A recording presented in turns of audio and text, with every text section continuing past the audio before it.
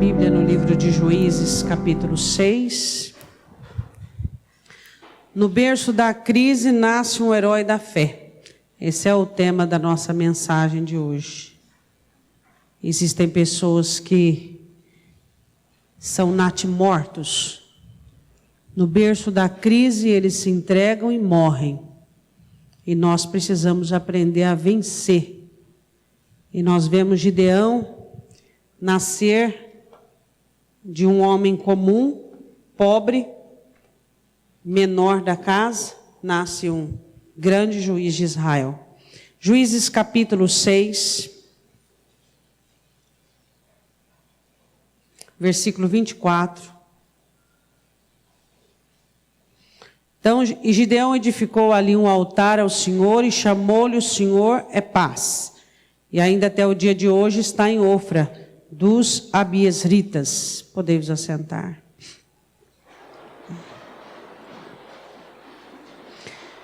Eu comecei com você do final, porque esse final fala sobre um altar que Gideão levantou.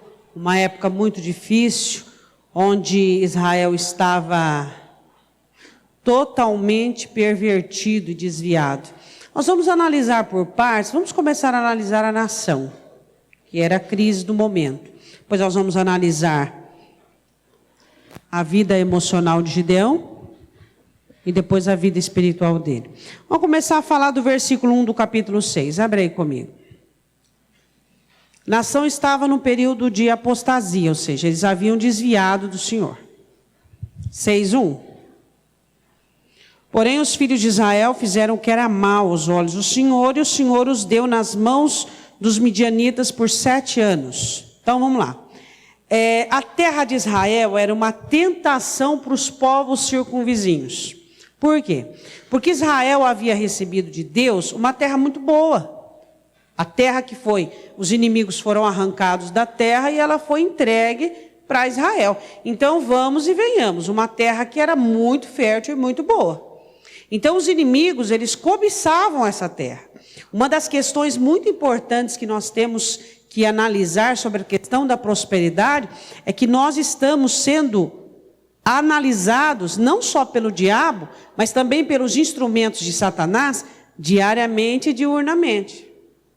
Você acha que Satanás, Deus tem os seus instrumentos na terra, não tem? Satanás também tem os seus instrumentos.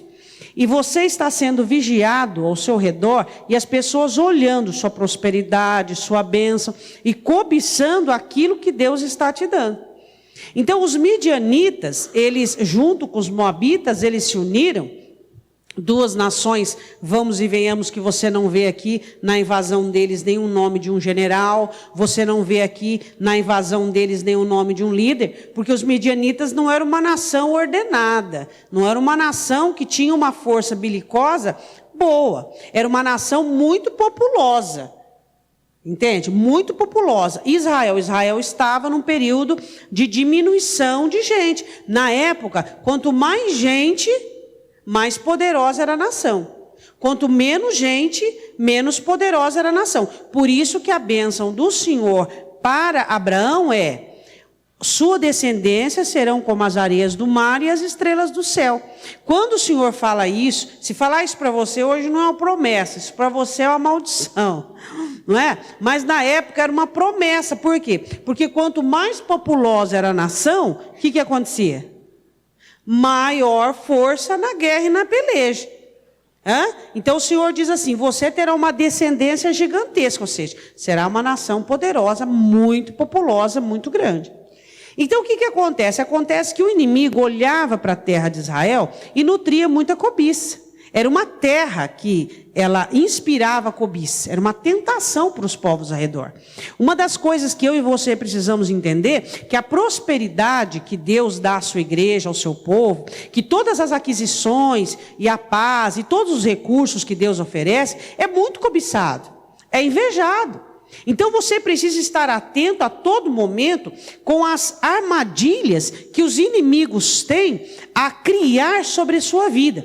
Não há maldição sem causa, ou seja, os inimigos não teriam força contra Israel se não houvesse nessa última parte do versículo 1, nas mãos do inimigo. Quem pôs Israel nas mãos do inimigo? Quem permitiu? O Senhor. Por quê? Porque Israel começou a adorar os Balaíns. Bom, a terra de Israel era uma tentação, versículo 2. Prevalecendo a mão dos midianitas sobre Israel, fizeram os filhos de Israel para si, por causa dos midianitas, as covas que estão nos montes e as cavernas e as fortificações. Estou falando sobre a nação, e eu quero falar sobre a primeira saída da nação, fugir.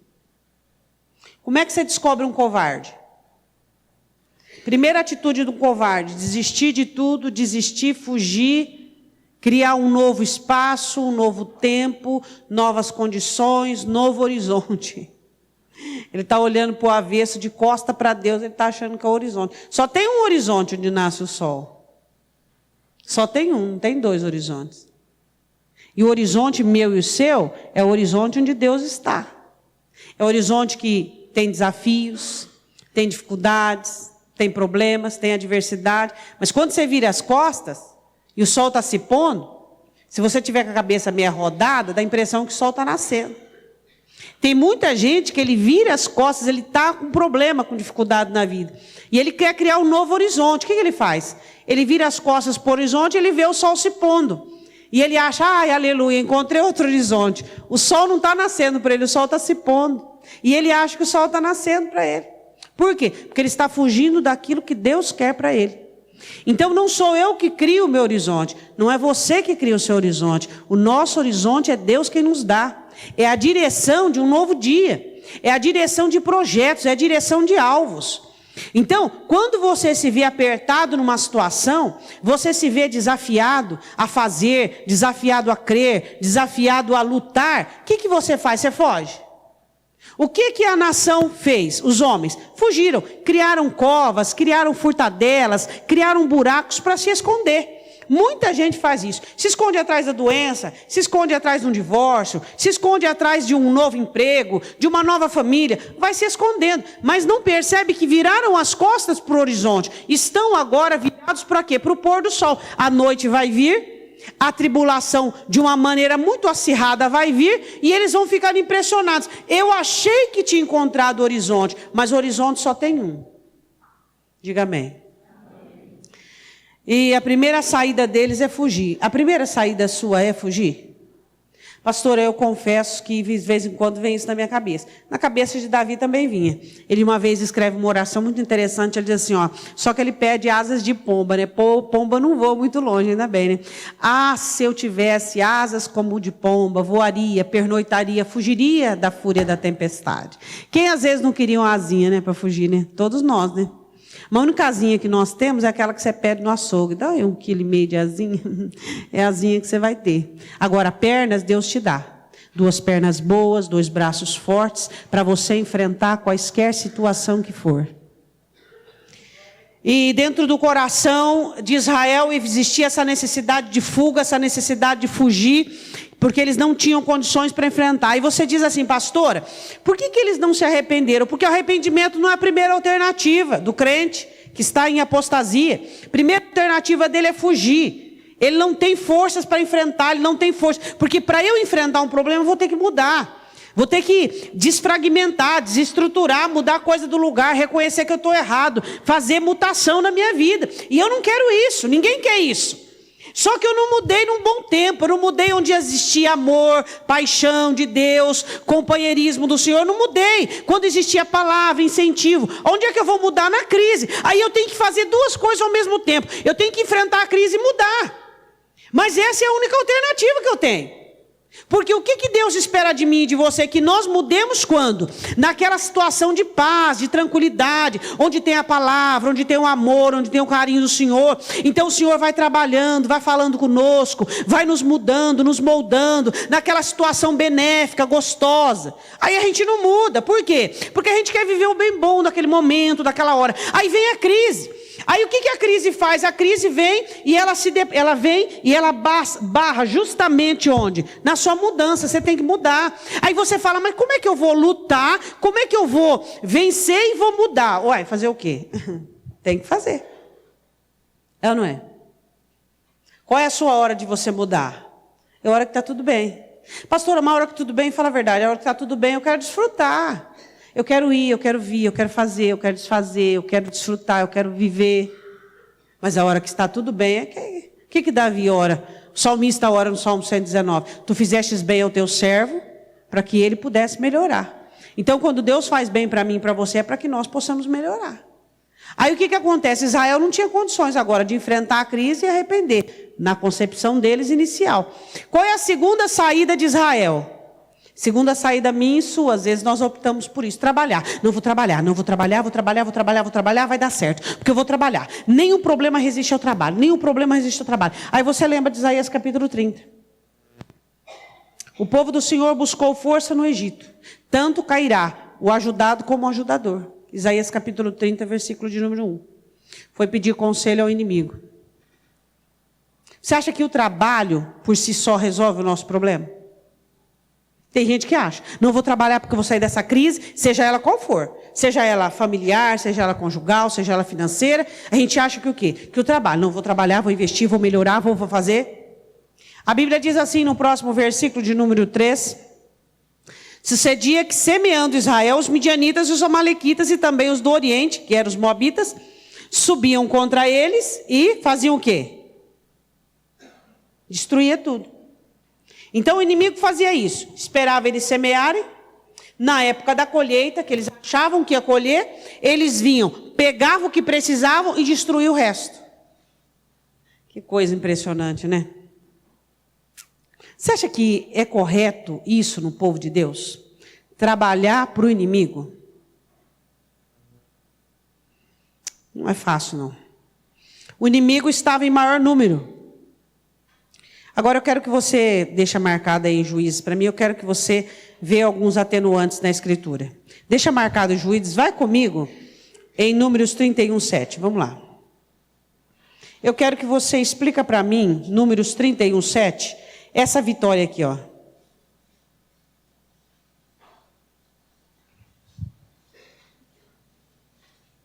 Há 200 anos antes, o que aconteceu? Números 31, 7. Vê o que está escrito aí. Qual era a nação, qual foi a nação que Israel venceu em Números 31, 7? 200 anos antes. Pelejaram contra os midianitas, como o Senhor ordenara a Moisés, e mataram a todos os homens. Ficou algum gato pingado, algum respingado, algum remanescente. 200 anos depois, a nação de midianitas era maior que a de Israel. O que a senhora quer dizer com isso? Cuidado com inimigos que você já derrotou. Cuidado com situações que você já venceu. Elas podem se fortalecer e voltar contra você. Esse é o plano, na verdade, original de Satanás, que Jesus diz em Lucas. Eu saí, mas eu vou voltar. Eu vou pegar, ver como é que está a situação, voltar e pegar 7 espíritos piores do que eu, para que garanta a minha localização. Esse é o objetivo de Satanás. Reunir forças, tudo aquilo que eu e você venceu. Eles tendem a crescer, multiplicar-se, ganhar força e voltar contra nós. E o que eu e você devemos fazer? Qual é o lugar em que nós estamos protegidos? Aquele que habita no esconderijo do Altíssimo, a sombra do Onipotente, descansará. Direi do Senhor, Ele é meu Deus, minha fortaleza. O abrigo meu e seu é o Senhor Jesus. Nele nós nos escondemos. É na obediência da palavra, é no respaldo da cobertura da palavra. Os inimigos que 200 anos antes Israel havia vencido, agora se fortalecera, cresceu e estava agora voltando contra Israel. Esse é um atenuante complicado. Nós ignorarmos que aqueles inimigos de miséria, de pobreza, de sofrimento, de tribulação, que um dia foram expulsos da nossa vida, onde nós recuperamos os despojos dos quais eles haviam roubado, eles tendem a querer voltar, trazendo uma situação pior ainda. Por isso que sempre quando eu digo que nós não estamos no oásis, nós não somos TJs para achar que estamos num paraíso. Nós estamos em guerra, em batalha, e nós precisamos ter atenção suficiente para observarmos se as nossas brechas estão tampadas, se a nossa vida está acertada e se estamos adequadamente cobertos e protegidos pelo Senhor. Essa é uma situação complicadíssima.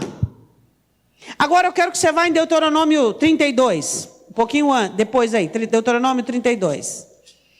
Eu quero que você analise a situação que estava Israel. Versículo de número 15. Havia uma profecia para Israel sobre desvio e apostasia.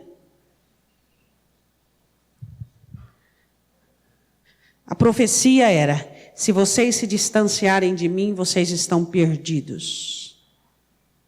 Quando você se distancia do projeto de Deus, você distancia-se de Deus. Quando você distancia-se de alianças, você se distancia de Deus. Quando você distancia da vontade de Deus, você se distancia de Deus. Quando é que você se distancia de Deus? Quando você foge. Quando você não assume responsabilidades. Quando você não vai até o fim de compromissos aliançados diante dele. Eu não posso servir a Deus não cumprindo as minhas obrigações. Eu não posso servir a Deus, dizer que eu sou servo de Deus, se eu tenho falhado nas minhas realizações humanas. Eu sirvo a Deus quando eu sou responsável por aquilo que eu assumo diante de um, diante de outro, diante de uma sociedade. Como é que eu vou dizer que eu sirvo a Deus se eu não tenho responsabilidade com os compromissos os quais Deus colocou na minha vida? A palavra do Senhor diz em Deuteronômio 32:15: engordando-se Jesurum, deu coices. Era uma palavra profética que o Senhor deu no último cântico de Moisés. Engordastes, engrossastes a gordura, te cobristes. E deixou a Deus que o fez, desprezou a rocha da sua salvação. Com deuses estranhos o provocaram a zelos, com abominações o irritaram. Sacrifícios ofereceram aos demônios e não a Deus, aos deuses que não conheceram, novos deuses que vieram há pouco, aos quais não temeram vossos pais. Esqueceste da rocha que te gerou, e em esquecimento pusestes o Deus que te formou. Foi isso que Israel fez. E aí, se você continuar na sua casa lendo, você vai olhar e ver o quê? O Senhor diz assim: eu te entregarei na mão de nações pequenas. Eu vou até ler para você o 21. A zelos me provocaram com aquilo que não é Deus, com as suas vaidades me provocaram a ira. Portanto, eu os provocarei a zelos com o que não é povo, com nação louca a despertarei a ira. Os midianitas eram uma nação sem liderança nenhuma. Era uma nação de vândalos que se uniram. Não tinha nem organização, nem nada. Olha a situação. 200 anos depois que eles venceram os midianitas, eles são vencidos por uma nação que não tinha nenhum governo. Que vergonha. Não é uma vergonha, às vezes, você olhar que você é vencido por uma coisa tão pequena? O diabo está nos detalhes. O que é grande eu vejo, você vê. A questão é aquilo que é pequeno. O Satanás é tão sórdido e maligno que ele analisa os seus pontos fracos e ele ataca justamente nos seus pontos fracos. E aí, qual é o mínimo de sabedoria que você tem que ter? Fortalecer os seus pontos fracos. O que são os seus pontos fracos? Ligações ilegais. Toda ligação ilegal é um ponto fraco. Todo exagero é um ponto fraco. Tudo aquilo que você exagera, tudo aquilo que é agravante é um ponto fraco. Agora eu quero que você vá comigo, se você conseguir achar aí Oséias. Ezequiel, Daniel, Oséias, vamos lá. Isaías, Jeremias, Ezequiel, Daniel, Oséias, capítulo 2. O que estava acontecendo com eles é que eles estavam perdendo até a comida, perdendo até o básico, a cesta básica deles eles estavam perdendo. Estavam com fome. E uma nação com fome é uma nação que não procria. É uma nação de homens fracos. Diga assim: Satanás não pode tirar de mim a palavra. Mas diga assim: ele tira. De alguns ele tira. A parábola do semeador.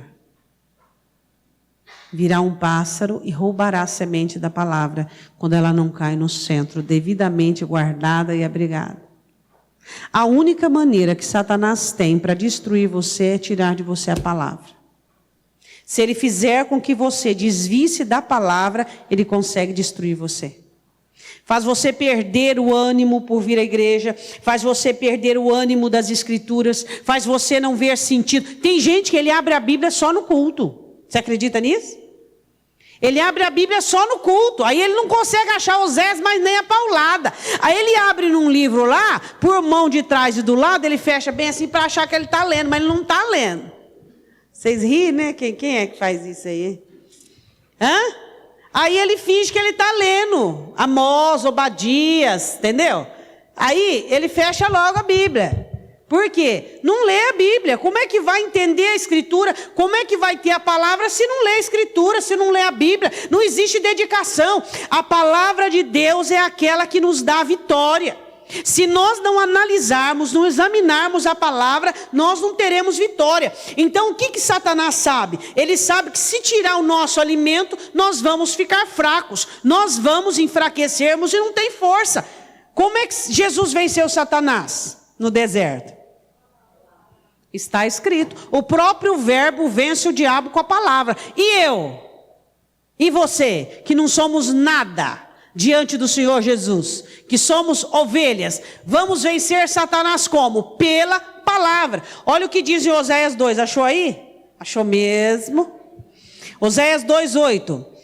Ela, pois, não reconhece que eu, o Senhor falando do seu povo, lhe dei o grão e o mosto e o azeite, e que multipliquei a prata e o ouro que eles usaram para Baal. Israel estava, durante muito tempo, usou aquilo que era de Deus e deu para Baal. Não devolviam os dízimos, não devolviam as ofertas, não cuidavam dos altares, não cuidavam dos cultos, as ofertas pacíficas, todo o grão, todas as festas das primícias, vamos lá, quais festas mais? Festas do tabernáculo, que Israel deveria dar para Deus o grão, o mosto, o trigo, não deram. Deram para quem? Para Baal. Mata o segundo boi, foi a ordem de Deus para o boi de Baal. Mata o segundo boi e consagra o boi de teu pai, o segundo boi. Então o que acontece? O Senhor está dizendo assim, eles deram aquilo que é meu para Baal. Como isso acentua e se encaixa nos dias de hoje, quando a igreja toma a força, o ânimo, a alegria, o tempo do culto, da dedicação, da palavra, e oferece para quem? Para o mundo. Oferece para quem? Secularmente. Aí diz assim no versículo de número 9: portanto tornarei a tirar o meu grão a seu tempo. O que é meu eu vou retirar, o Senhor disse. O que é de Deus ele tira de todo jeito. O meu mosto no seu tempo determinado, e arrebatarei a minha lã e o meu linho com que cobrem a sua nudez. Eu vou tirar o que é meu de todo jeito. Olhe para o seu irmão e diga assim: dê o que é de Deus, senão ele tira. Pastora, como é que Deus tira o que é dele de mim? Fazendo você padecer dificuldade, para você entender que o que é de Deus é de Deus. Tempo de Deus, ele vai tirar de você. Financeiramente, é de Deus, não devolveu? Ele vai fazer com que você passe por situações que você reconheça isso. Ah, mas até hoje nunca aconteceu. Calma. Calma, você está com pressa para quê? Tudo que Deus faz, ele faz muito bem feito. E quanto mais o crente é teimoso e mais obstinado, as ferramentas são muito valiosas e importantes. E se ele tem interesse em você, ele vai te ensinar. Você sabe que existem pessoas que Deus não tem interesse. Você sabia disso? Sabia ou não sabia? Existem pessoas que não são interessantes. Ou você não sabia disso? Existem pessoas que são interessantes para Deus. E Ele faz o que for necessário para trazê-las no prumo, do jeito que Ele quer e da maneira que Ele quer. Quando Deus se interessa por alguém, como se interessou por Gideão, Ele faz o que for preciso para que aquela pessoa entre dentro do plano e do projeto dele. Aquilo que Jesus diz em João: quem o Pai me deu, não escapa da minha mão. Existem crentes que se gabam dizendo o seguinte: eu não obedeço, mas a pastora está falando aí, mas nunca aconteceu nada comigo, Deus nunca tirou nada, Deus nunca fez nada. Aí você para pensar, você é interessante para o Senhor? Você faz falta? Quando você não está no altar dele, você faz falta? Quando você está no culto, você faz falta? Você oferece a ele aquilo que ele gosta, aquilo que ele quer, quebrantamento, amor, bondade, honra. Essas pessoas, Deus se interessa por elas. É aquelas que, aquilo que sai da terra, elas fazem com que chegam no céu. Pessoas que marcam o reino, que marcam o altar do Senhor. São pessoas interessantes, que Deus sente falta. E que Deus vai buscá-las, onde elas estiverem, para trazê-las no concerto. Israel era importante para Deus, era a nação, a menina dos olhos do Senhor, e Deus ia fazer o que for preciso para que Israel chegasse no eixo. E por isso, 7 anos de perseguição e de pobreza, e durante 1 ano nada, 2 anos nada, nada de arrependimento, nada de contrição, 3, 4, 5, 6 anos, 7 anos, Israel acorda. Primeiro Israel resolve fugir, esconder-se, trabalhar durante 6 anos. No 7º ano, eles observam que não adianta. O negócio é clamar, o negócio é pedir ajuda. Versículo de número 10, o Senhor diz assim, de Oséias 2: e agora descobrirei a sua vileza diante dos olhos dos seus amantes, e ninguém a livrará da minha mão. Eu quero que você vá comigo em Josué 24:13, vá lá comigo. Nós estamos estudando a nação. Josué 24:13.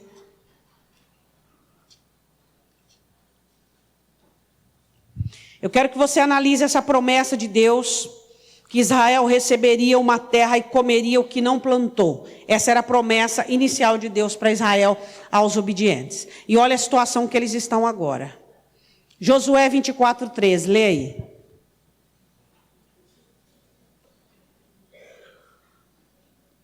Josué 24:13, e eu vos dei a terra em que não trabalhaste, as cidades que não edificastes, e habitais nelas, e comeis das vinhas e dos olivais que não plantastes. Peraí, mas agora, algum tempinho depois, não estava acontecendo isso. Era o inimigo que estava com essa promessa aqui. O inimigo que estava comendo o que Israel plantou. Era o inimigo que estava desfrutando do plantio de Israel. Tem crente que é ignorante, porque eu tenho promessa, porque eu tenho promessa. Adianta você ter promessa e não ter obediência? A obediência é o condicional da promessa. Você quer alcançar suas promessas, obedece. É o condicional. Existe um condicional para a promessa, é a obediência. Quer alcançar a promessa, obedece. Olha a promessa que eles tinham aqui. Em Josué 24:13, vocês irão comer o que não plantaram. Agora eles estavam plantando e não comiam. Por que a situação mudou? Pela desobediência. Olha o que estava acontecendo com o povo que tinha promessa. O que estava acontecendo? Volte comigo em Juízes 6. Nós estamos lendo o versículo de número 4 agora. Eu estava estudando com você a situação da nação. E punham-se contra ele em campo, e destruíam os frutos da terra, até chegarem a Gaza, e não deixavam mantimento em Israel, nem ovelhas, nem bois, nem jumentos, não deixavam nada. É o que eu falei para você. Tirou a palavra de você, você fica igual um ímpio. Tirou a palavra, valorize a palavra. Venha aos cultos, ouça a palavra de Deus. Participe dos cultos, leia a Bíblia, estude a Bíblia. Por quê? Porque fraco você é um alvo fácil. Continuando, versículo 5. Porque subiam com seus gados e tendas, vinham como gafanhotos. Quando a Bíblia usa gafanhotos, é um bando enorme. Agora, quem era grande? Quem era? Midianita. Quem era uma nação diminuta e tímida? Israel. Por quê? Porque a promessa não estava mais com ele por causa da desobediência. É assim, ó, desobediência existe, promessa está ali. Desobediência vai embora, promessa pega as malinhas e vai embora também. Vai atrás. A promessa segue a obediência. Tem obediência e tem promessa. A promessa fala assim, ó, eu só fico se você ficar, a obediência. A obediência vai embora, a promessa vai junto. Um povo que Abraão ouve do Senhor assim, ó, eu te darei uma nação incontável, mais do que as estrelas do céu e a areia do mar. Agora, quem era que era a grande nação? Era Israel ou eram os inimigos? Os inimigos. A vantagem está de qual lado? Do seu ou do seu inimigo? Pastora, a vantagem está do inimigo. Então a obediência foi embora, a promessa foi um. A vantagem tem que estar do meu lado. É ou não é? A vantagem não tem que estar do seu lado? A vantagem ela tem que estar do meu lado. Eu tenho Jesus, você tem Jesus, nós temos o Espírito Santo. Nós somos luz e sal neste mundo. Nós somos luzeiros. Nós somos aqueles que nos abrigamos contra o muro, contra a tempestade, e esse é o Senhor Jesus Cristo. Nós somos eleitos, santos, reconhecidos como povo adquirido, sacerdócio santo, nação separada. A vantagem tem que estar do meu lado.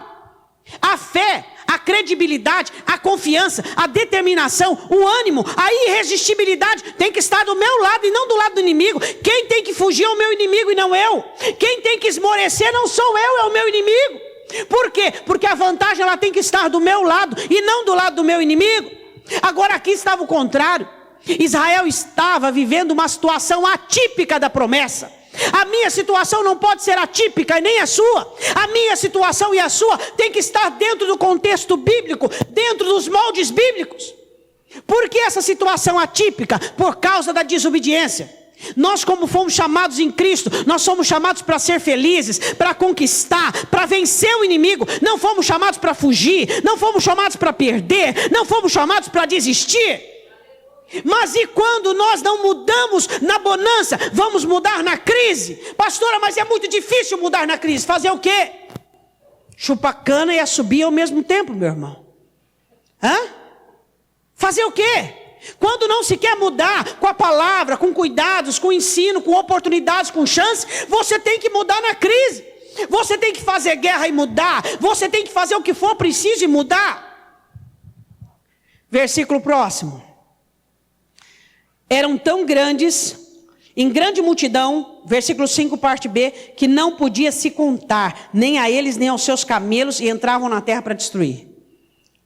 Quem era para ser grande multidão seria Israel. A vantagem tem que estar do meu lado. Quem tem que ter fé sou eu, sou eu. Bom, vamos lá, versículo de número 6. Assim Israel empobreceu muito pela presença dos midianitas. O inimigo traz empobrecimento. A dona de casa abre o armário e ela vê um bolor lá no cantinho do armário. Ela fala, outro dia eu limpo. E ela vai, põe uma coisa, ou de repente quando ela vê aquilo, ela lastrou. Você vê o inimigo no seu casamento, você vê o inimigo na sua vida financeira, na sua vida emocional, e ele parece pequeno, e ele parece, vou levando, vai dar certo, Deus é comigo, né? Esses crentes preguiçosos, obsoletos, surrealistas, né? Não, porque eu tenho cargo na igreja, porque Deus me ama, olha o que Ele já fez por mim, e não vai dar nada não, não vai dar nada não, não vai dar nada não. Era assim a posição de Israel. E a atuação do inimigo foi tão pertinente que eles foram empobrecendo. Quando você vê a ação do diabo dentro da sua vida, você tem que eliminar e exterminar. O que eu faço, pastor? Acendo vela vermelha, preta, branca, jogo sal. O que eu faço? O que eu vou lavar com o quê? O que você vai fazer? Você vai mudar. Por quê? Porque o diabo só fica onde tem brecha. Tampou as brechas, não tem lugar para ele. Não tem lugar para Satanás. A sua mudança é a expulsão do diabo. Eu quero expulsar Satanás. Vamos lá, os obreiros expulsar o diabo da minha casa. O que você tem que fazer? Mudar. O que arranca o diabo da tua vida é a sua mudança. Muda os seus hábitos, muda a sua maneira. Você sabe o que tem que fazer, só precisa coragem para fazer. É isso que nós temos que entender. É assim que nós temos que compreender. O que Israel precisava? Fazer altares e não, eles só precisavam clamar e dizer, Senhor, nós vamos nos arrepender, nós vamos mudar, destruir o altar de Baal, vamos fazer aqui a coisa que tem que ser feita. Cuidado, meu irmão. A investida dos midianitas foram durar 7 anos, até que Israel era pobre, uma nação pobre numa terra rica. Quando você vê a ação do inimigo, você tem que lutar contra a ação do inimigo. Continuando, versículo 7. 6. Então os filhos de Israel clamaram ao Senhor. Terceira saída deles é a certa. Por que não foi a primeira? Por que primeiro é o gerente do banco? Por que primeiro é a comadre? Primeiro é o pai? Primeiro é isso? Depois Jesus? Depois que o caldo está entornado, depois que o leite é azedo, depois que a coisa entornou. Por quê? Porque primeiro não é Jesus. Porque primeiro não é Jesus. Por que eles não clamaram primeiro para Jesus? Por que precisa ter 7 anos de sofrimento? Por que precisa quase o casamento acabar, a vida financeira comprometer? Por que precisa estar emocionalmente doente para depois procurar Jesus? Por que Jesus não tem o primado da vida dos crentes? Quando eles viram que não tinham saída mais para eles, aí eles foram procurar Jesus. A coisa certa é tão fácil ser feita. A Bíblia diz assim, diga assim para o seu irmão, primeiro o profeta, depois o libertador. Bom, nós vamos clamar e o Senhor vai ungir aí um juiz, e esse juiz vai levantar e vai nos libertar. Não, primeiro a palavra profética, depois o libertador. Primeiro o Senhor corrige, primeiro o Senhor conserta, primeiro Ele te dá a palavra, primeiro Ele faz você crer na palavra, primeiro Ele faz você se arrepender, primeiro Ele te leva ao tino, à sobriedade, depois sim vem a força libertadora. Oh, aleluia, eu orei, me arrependi, a palavra falou comigo, então vem a unção do libertador. Eu quero sair daqui poderoso, forte e hábil, fazendo mudanças. Amanhã vai ser tudo diferente. Aí o Espírito Santo vem com a unção do profeta, profética, repreensão. Não, Espírito Santo, esse deve ser por meu irmão do lado, porque o meu negócio aqui é libertador. A partir de amanhã a coisa vai ser diferente. Estou sentindo aqui, ó. A partir de amanhã é poder. Essa bandeja é por irmão do lado. A minha bandeja é outra.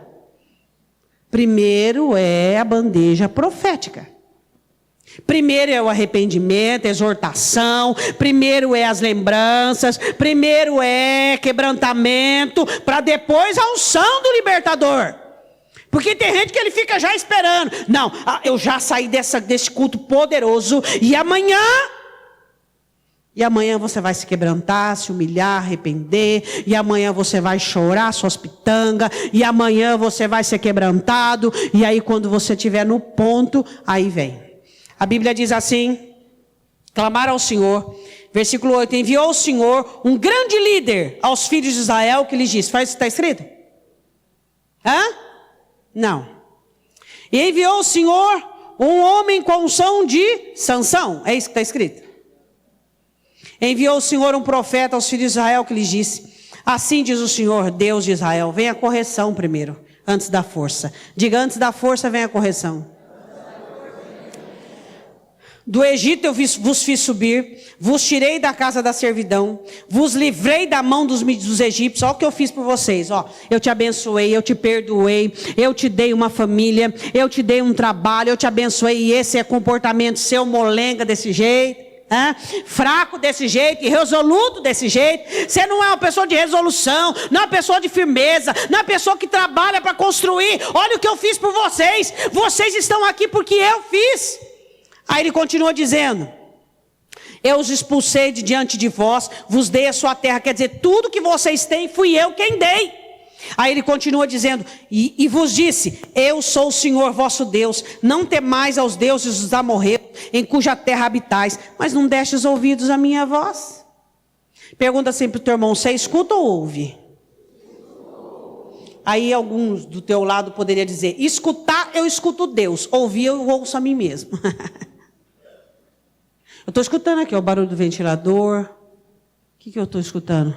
Um ranger de bancos. Agora, o que eu estou ouvindo? Tem crente que ele escuta Deus, como se fosse um som, um barulho, mas ele ouve ele mesmo.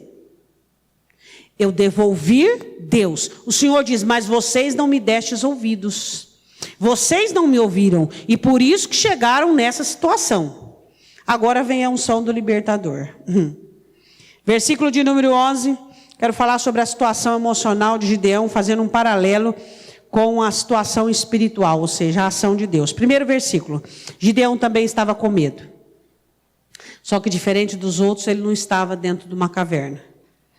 Ele estava dentro de uma caverna, uma cavidade de uma rocha, mas fazendo alguma coisa, malhando o trigo no lagar. Deus ama quem faz coisas. Deus é atraído por gente que trabalha. Deus ama trabalhadores. Ama gente que... estou com dor de barriga, estou com dor de dente, estou com dor no dedão, meu fio do cabelo está doendo. arruma inúmeras desculpas para não fazer o que tem que ser feito. Deus ama pessoas ativas, pessoas que trabalham, pessoas que têm ideais, pessoas que se esforçam, pessoas que não medem esforços para fazer algo, o muito com o pouco que tem. O céu estava à procura de um homem, assim como Deus, na época de Davi, estava à procura de um homem.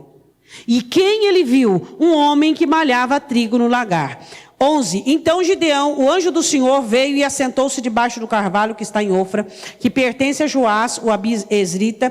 E Gideão, seu filho, estava malhando trigo no lagar para o salvar dos midianitas. Nós deveríamos orar mais assim: Senhor, ensina-me a me amar. A fazer para mim, não coisas que eu gosto, mas coisas boas, coisas certas.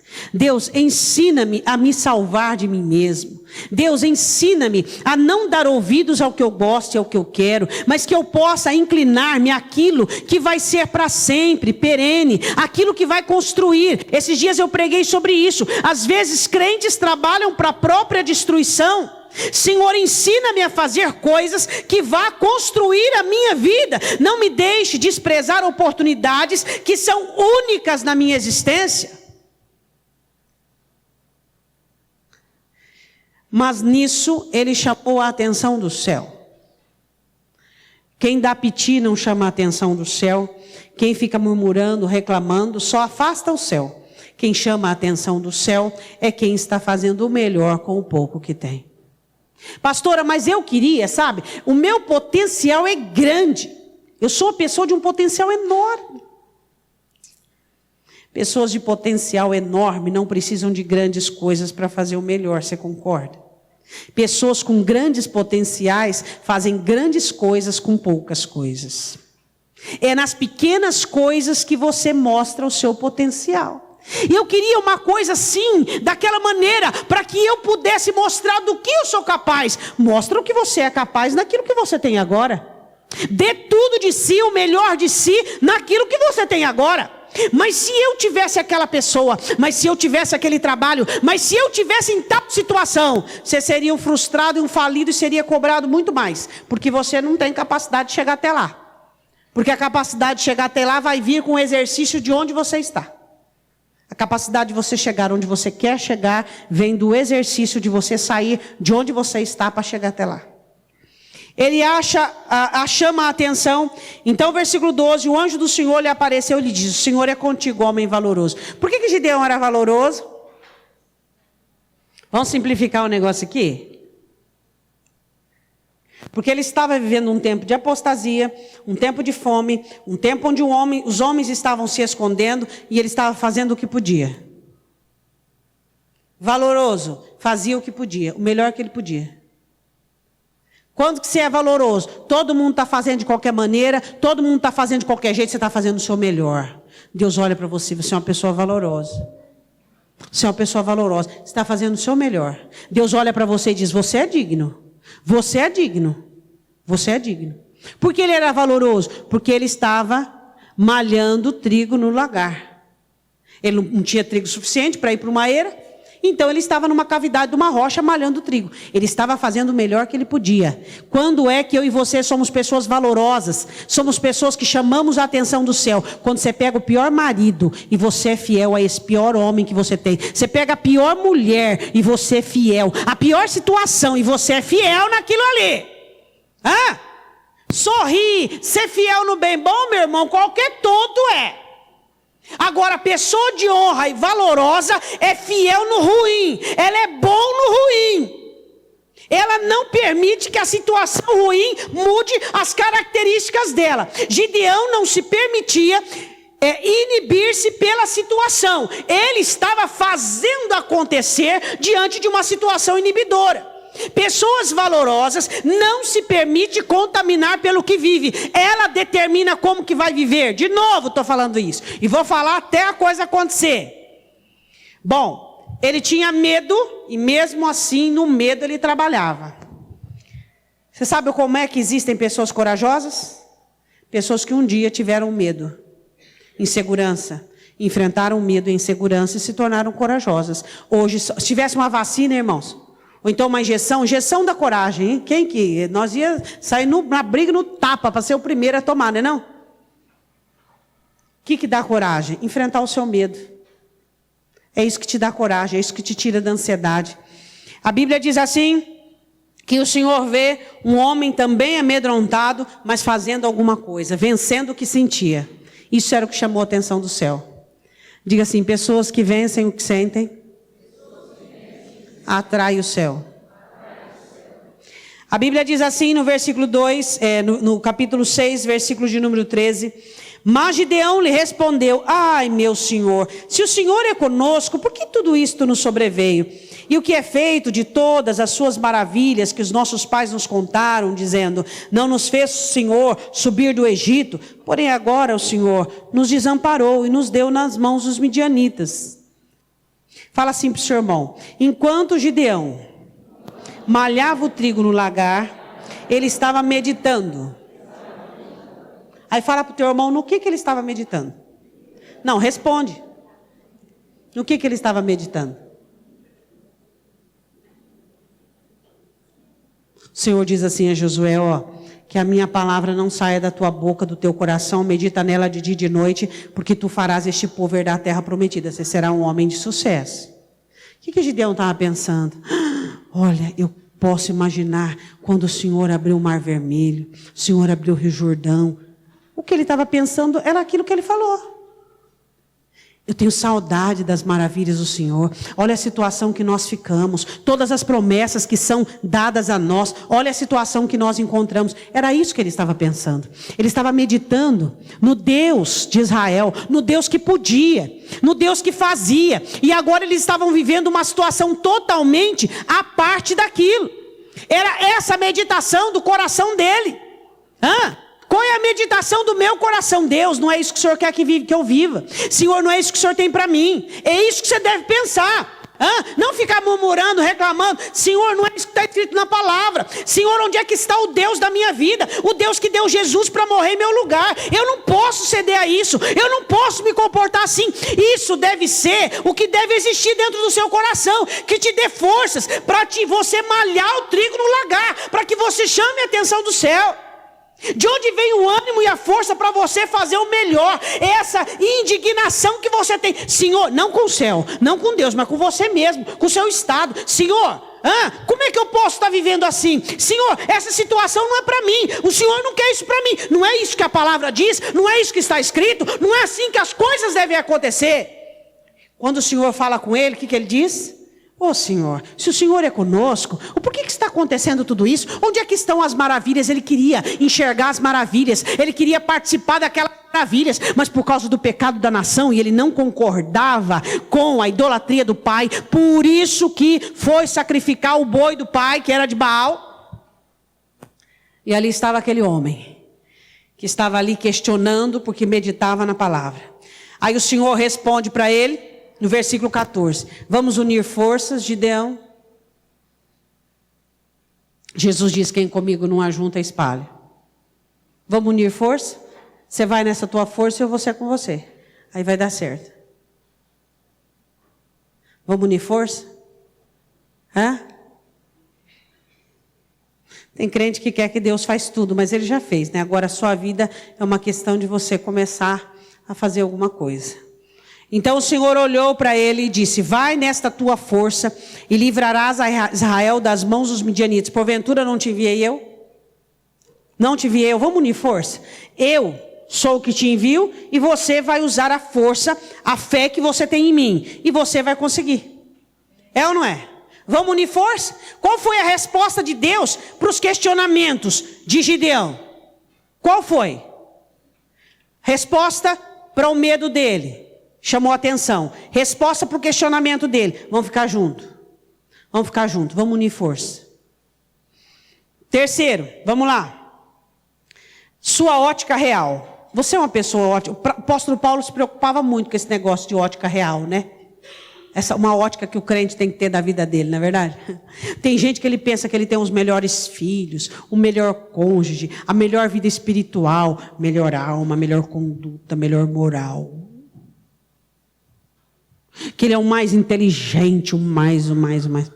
Paulo disse uma coisa muito interessante, ele diz assim, olha, eu me preocupo muito, ele diz, com o que vocês pensam de si mesmo. Pense de si mesmo segundo a fé que vocês têm. É uma bússola boa para vocês saberem quem são. Gideão tinha uma ótica exata de quem ele era, a família dele. Isso aqui não é complexo de inferioridade, não, viu? Isso aqui é ótica exata. A família dele era a mais pobre, de Manassés, e ele era um pequeno da casa, quer dizer, o que não tinha importância nenhuma. O mais pobre do meio dos mais pobres. Era ótica real. Ele olha e fala, mas senhor, peraí.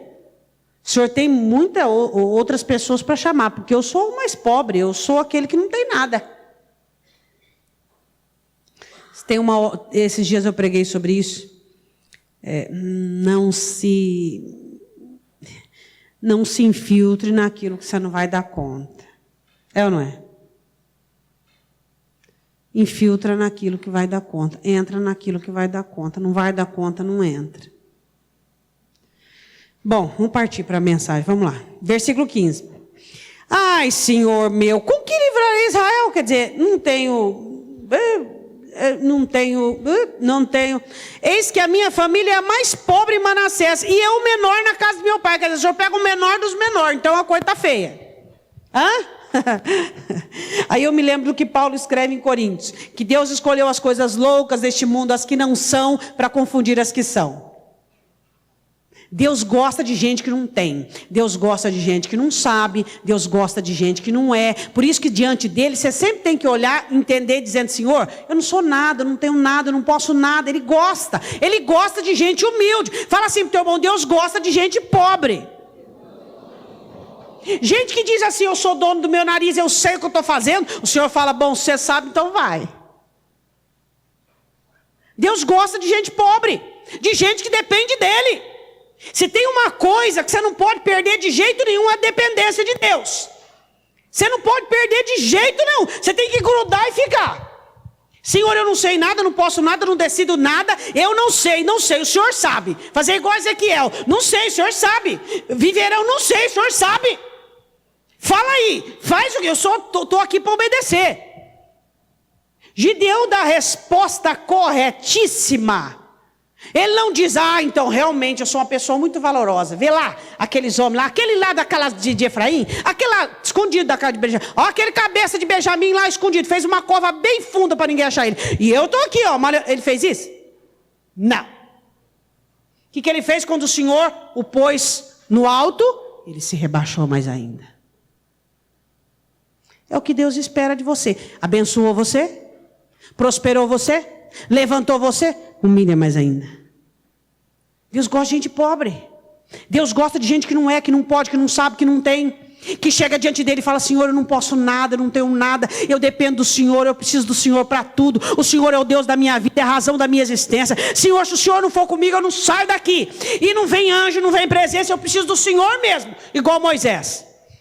Ele diz, eu sou o menor, versículo 16, e o Senhor lhe diz, porquanto eu hei de ser contigo, e tu ferirás os midianitas como se fora um só homem. Como é que o Senhor disse a ele?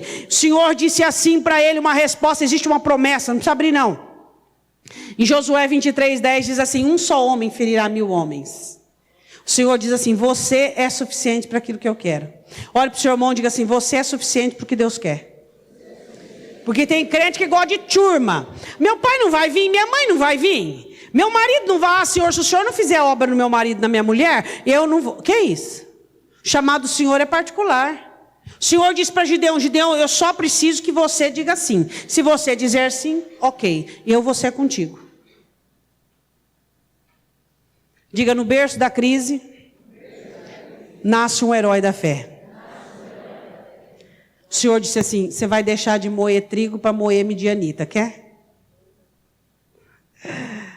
Quer moer o inimigo? Quer? Mas sabe o que é, pastora? Até que não está tão ruim o que o diabo está me oferecendo.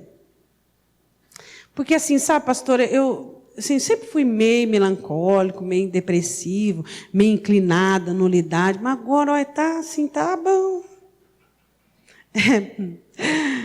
Tem gente que gosta dessa situação meio melancólica, meio depressiva, meio destrutiva. Isso é maligno. Deus nos chamou para vencer. Isso não é verbete, isso não é apologia barata. Isso é escritura. É escritura. E Gideão é um vencedor porque ele começa a vencer o que ele sentia. O medo. E o Senhor diz para ele, você vai parar de moer trigo para moer medianita. Você vai acabar com os midianitas, você vai acabar com os seus inimigos. É o que Deus quer, para mim e para você. Deus quer coisas grandes. Deus me deu uma mensagem essa madrugada, e eu estou ainda elaborando ela, sobre asas, deixando asas de pomba para ter asas de águia. Mas não está pronto ainda não, nem sei o que vai virar. Sei que vai é o que Deus quer, mas está ainda no forno. A importância de nós crescermos, a importância de nós nos tornarmos aquilo que Deus quer que nós sejamos. Isso é valioso, isso é importante. Aí o que ele fez? Ele disse assim para o Senhor, posso te dar um presente? Ou seja, preciso saber se é homem, quem que é. Aí ele trouxe lá, quem sabe a comida que ele tinha, o cabrito, o caldo. Aí o Senhor, que era o Senhor Jesus, que falava com Gideão, põe na penha. Estendeu o cajado, se tornou oferta suave, subiu ao céu. Aí ele falou, estou perdido. Eu vi o anjo do Senhor. O Senhor olhou para ele assim, fica tranquilo, você não vai morrer. Aí ele, naquele lugar, naquela penha, ele fez um altar dizendo, o Senhor é paz. O que ele estava falando? A partir de agora, a minha vida será uma vida de paz. Por quê? Porque eu vou fazer guerra. Você quer paz? Eu quero paz, pastor, porque paz para algumas pessoas é sombra e água fresca. Inércia, letargia, tipo, sabe assim como é que é? Não fazer nada para ver como é que fica. Paz para algumas pessoas é isso. Mas paz para o Filho de Deus é fazer guerra para conquistar a paz. Jesus diz, eu dou a paz, mas não a que o mundo dá. O mundo dá, tá tudo bem, deixa como é que tá. Não, vamos, comamos e bebamos porque amanhã morreremos. O Senhor Jesus dá uma paz de guerra. A partir de agora os vossos inimigos serão os vossos familiares. Eu vos chamei para fazer guerra na terra. A paz que eu tenho é porque eu fiz guerra e conquistei territórios. A paz que você tem é porque você fez guerra. Não existe paz sem guerra. Ele diz, o Senhor é paz. Ou seja, eu vou fazer guerra. E a paz vai chegar depois da guerra. Quer paz? Quer controle? Quer segurança? Porque paz não é letargia, segurança faz guerra.